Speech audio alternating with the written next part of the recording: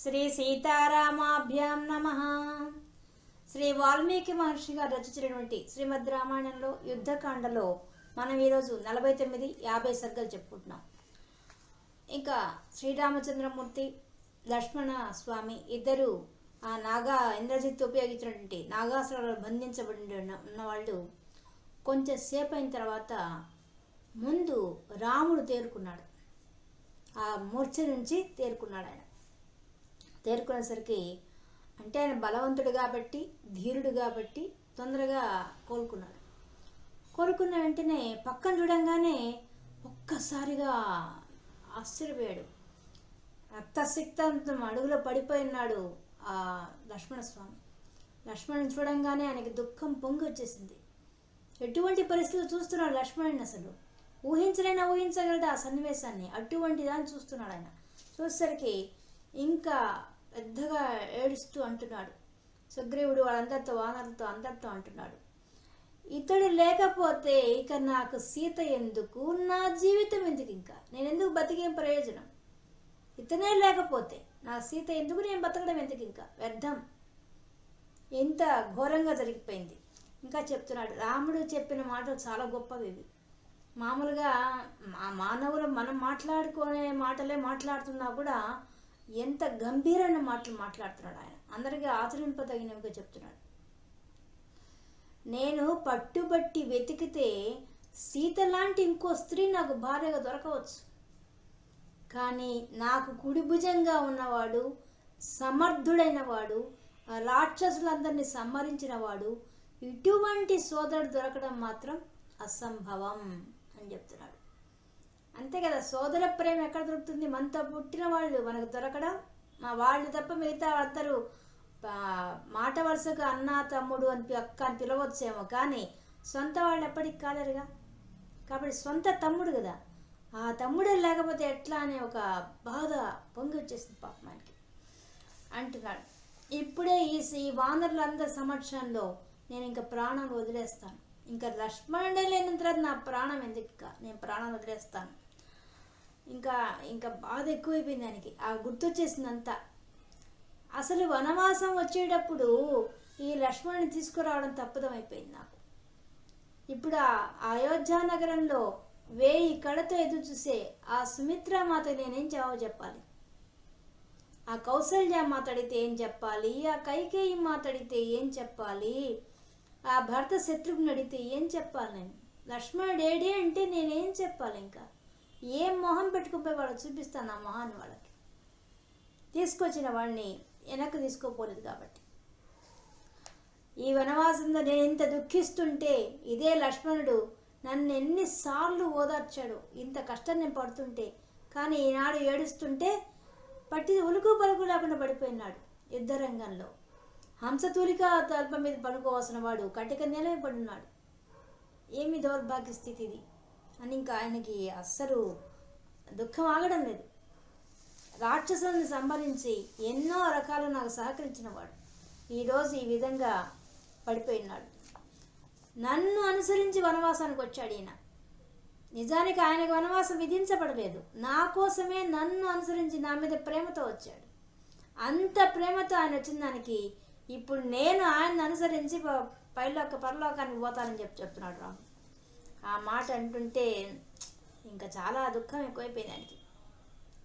నాకు ప్రీతిపాత్రుడు, ఆత్మీయుడు, నన్నే నమ్మికొని నాకే సేవ చేస్తున్నటువంటి వాడు నా సోదరుడు, ఇతన్ని పోగొట్టుకొని ఇక నేను జీవించడం. ఏనాడు నన్ను కోపంగా మాట్లాడలేదు. ఎన్నోసార్లు కోపం వచ్చే సందర్భం వచ్చింది, కానీ నన్ను కోపంగా మాట్లాడలేదు అతను. అందులో శస్త్రాస్త్రాన్ని నేర్చుకున్నాడే, ప్రయోగించడం నేర్చుకున్నాడే, అటువంటి సమర్థుడే ఇప్పుడు ఈరోజు ఇలా విధంగా అయిపోయినాడని చెప్పి ఏడుపు వచ్చేసింది రాముడికి. వచ్చి అంటున్నాడు, ఇంకా నేను నా తమ్ముడిని అందరిని నమ్ముకొని విభీషణుడికి మాట ఇచ్చాను, లంకా రాజ్యానికి రాజుని చేస్తానని చెప్పి. ఎటువంటి మిథ్యా వచనాలు పలికాను నేను. ఆఖరకు నా తమ్ముడినే పోగొట్టుకున్నాను. ఇప్పుడు ఇక నేనేంది ఆ రాజుని చేసేది, విభీషణుడిని లంకా రాజ్యానికి. నా మాటలన్నీ బొమ్మైపోతున్నాయి. వెంటనే సుగ్రీవుని పిలుస్తున్నాడు. ఓ సుగ్రీవా, నీ వానర సైన్యము, నీవు అంతా కూడా నా కోసంగా ప్రాణాలకు తెగించి మరి యుద్ధం చేశారు. గొప్ప విషయం ఇది. నాలాంటి వాడి కోసంగా ఎంతో శ్రమకు ఓర్చి సముద్రాన్ని దాటి వచ్చి మీరందరూ ఘోర యుద్ధం రాక్షసులతో చేశారు. ఆ హనుమంతుడు కానీ, అంగదుడు కానీ, నీ పరివారం కానీ అందరూ నా కోసంగా త్యాగం చేస్తున్నారు. కానీ ఇప్పుడు నేను చెప్తున్నాను, మీరంతా ఇంక తిరిగి వెళ్ళిపోండి. మీ ఇష్టమైన ప్రాంతానికి వెళ్ళిపోండి. మీ ప్రాంతాలకు వెళ్ళిపోండి. నువ్వు కూడా కిష్కింధ నగరానికి వెళ్ళిపో. అందరి వానర సైన్యాన్ని అంతా తీసుకొని వెనక్కి వెళ్ళిపోండి. ఇక యుద్ధం ఏం చేస్తాం? ఇంకా ఏం చేయలేము. అందుకని తిరిగి వెళ్ళిపోండి. నేను ప్రాణాలే త్యజించదలుచుకున్నాను కదా, అందుకని మీరు వెళ్ళిపోండి. ఓ వానర యోధులారా మీరంతా కూడా మీ ఇష్ట ప్రకారంగా మీరు వెళ్ళిపోవచ్చు అని చెప్పాడు. ఇందులో దూరంగా ఉన్న విభీషణుడు తన అసలు స్వరూపంతో, ఆయన ముందే రాముడు చెప్పాడు ఆయనకి ఏది మానవ రూపంలో ఉండమని చెప్పి. కానీ ఆయనకి ఇప్పుడు ఈ సంఘటన చేస్తే ఆయన మామూలుగా తన రూపాన్ని పొందేశాడు, రాక్షస రూపాన్ని పొందేసి ఆయన తన పరివారంతో కలిసి వస్తున్నాడు. ఒకటి రాముడు మూర్ఛ నుంచి లేచాడు అనేసరికి, వస్తుండేసరికి దూరం నుంచి చూసిన వానరులంతా కూడా మళ్ళీ ఇంద్రజిత్తే వస్తున్నాడేమో అని భయంతో అందరూ పరిగెత్తిపోయారు, పరుగులెత్తుతున్నారు. విభీషణుడు గబ్బా గబ్బా నడుచుకుంటూ వచ్చేసాడు. పరుగున వచ్చాడు. రాముడు మూర్ఛ నుంచి లేచాడు అనగానే వచ్చేసేసి చూసేసరికి అందరూ అతన్ని చూసి భయపడిపోతున్నారు. అప్పుడు సుగ్రీవుడితో అంటున్నాడు విభీషణుడు, ఎందుకు ఈ వానరులంతా పరిగిస్తున్నారు? ఏమైంది? ఏ భయంకరమైన పరిస్థితి ఏర్పడింది ఇప్పుడు అనగానే ఇంకా సుగ్రీవుడికి అర్థమైపోయింది ఎవరిని చూసి భయపడుతున్నారు వాళ్ళంతా, విభీషణుని చూసి భయపడుతున్నారు. ఆయనకి అర్థమైపోయింది కాబట్టి సుగ్రీవుడు వానరులు సహజంగానే బలవంతుడు ఇంద్రజిత్తుతో ఇప్పటిదాకా పోరాడి రామలక్ష్మణులంతటి వాళ్ళే పడిపోయేసరికి వాడకు ఆ దిగులుతో భయపడిపోయినారు అని చెప్పి సర్ది చెప్పేసి జాంబవంతుడిని పిలిచి వాడిని అధైర్యపడవద్దని చెప్పు, భయపడవద్దని చెప్పు, వచ్చింది విభీషణుని చెప్పు అని చెప్పి పంపించాడు. అప్పుడు జాంబవంతుడు వెళ్ళి వాళ్ళందరినీ ఆ సైన్యాన్ని సమాయత్తపరిచి మీరు భయపడాల్సిన పరిస్థితి ఏమీ లేదు, ఇంద్రజిత్తు రాలేదని చెప్పి స్పష్టంగా చెప్పాడు. ఆయన చెప్పిన తర్వాతనే వాళ్ళకు ధైర్యం వచ్చేసింది. ఆ వానరులందరికీ మళ్ళీ యథాస్థానానికి అందరూ వచ్చేసారు. ఇంకా విభీషణుడు మాట్లాడుతున్నాడు ఆ రామునితో, ఓ రామా, నేను ధర్మాన్ని నిలబెట్టాలి, లంకా రాజ్యంలో ధర్మబద్ధంగా ఉండాలి అనే ఉద్దేశంతో మిమ్మల్ని ఆశ్రయించాను. ఆ మాయల మరి ఆ ఇంద్రజిత్తు యొక్క మా రాక్షస మాయ వల్ల అయ్యో మీకు ఇటువంటి దురవస్థ వచ్చింది. ఎటువంటి దురవస్థకు గురయ్యారు మీరు. ఇక నేను లంకకు రాజునవ్వడం అనేది అసాధ్యమైన విషయం. పైన ఆ రావణాసురుడు మహాప్రతిజ్ఞ చేశాడు సీతను నీకు అప్పగించనని చెప్పి. బహుశా ఆయన శబదం నెరవేరబోతోందేమో. ఇక నేను లంకారాజ్యం మీద ఆశ వదులుకోవడం మంచిదనిపిస్తున్నది అని దీనంగా మాట్లాడుతున్నాడు విభీషణుడు. అలా మాట్లాడుతూ ఉంటే సుగ్రీవుడు వచ్చి కళ్ళనీళ్ళు పెట్టుకున్నాడు విభీషణుడు. వెంటనే ఆయన హక్కుని చేర్చుకొని సుగ్రీవుడు చెప్తున్నాడు, ఎవ్వరూ భయపడాల్సిన అవసరం లేదు విభీషణ, భయపడాల్సిన అవసరం ఏం లేదు.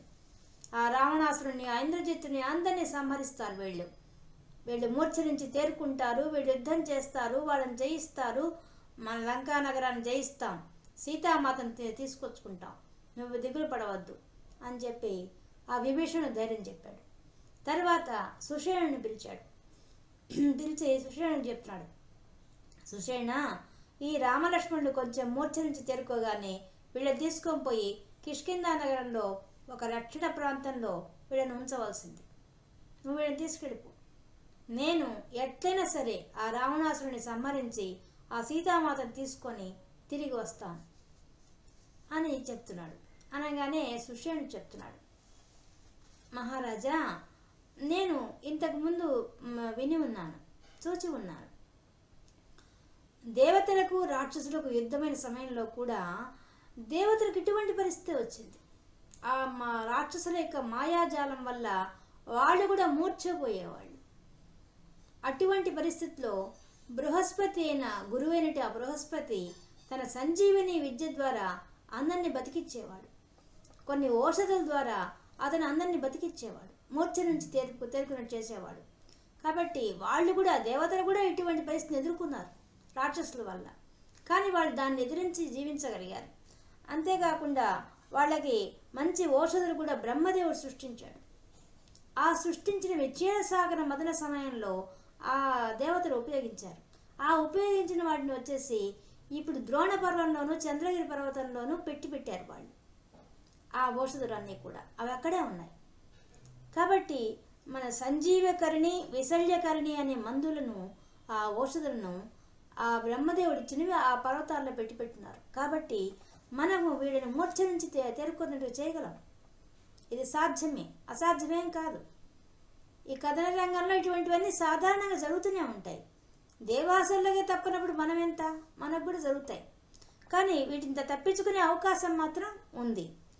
మనలో వచ్చి పనసుడు అనేవాడు ఉన్నాడు. వాడు పనసుడు, సంపాతి అనేవాడు ఉన్నారు.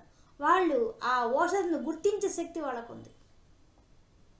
కాబట్టి గుర్తించగలరు. కాబట్టి మనం హనుమంతుడిని పంపించేసి ఆ హిమాలయాల్లో ఉండే ఆ ప్రాంతాన్ని తెప్పిద్దాం, ఆ ద్రోణ పర్వతాన్ని తెప్పిద్దాం.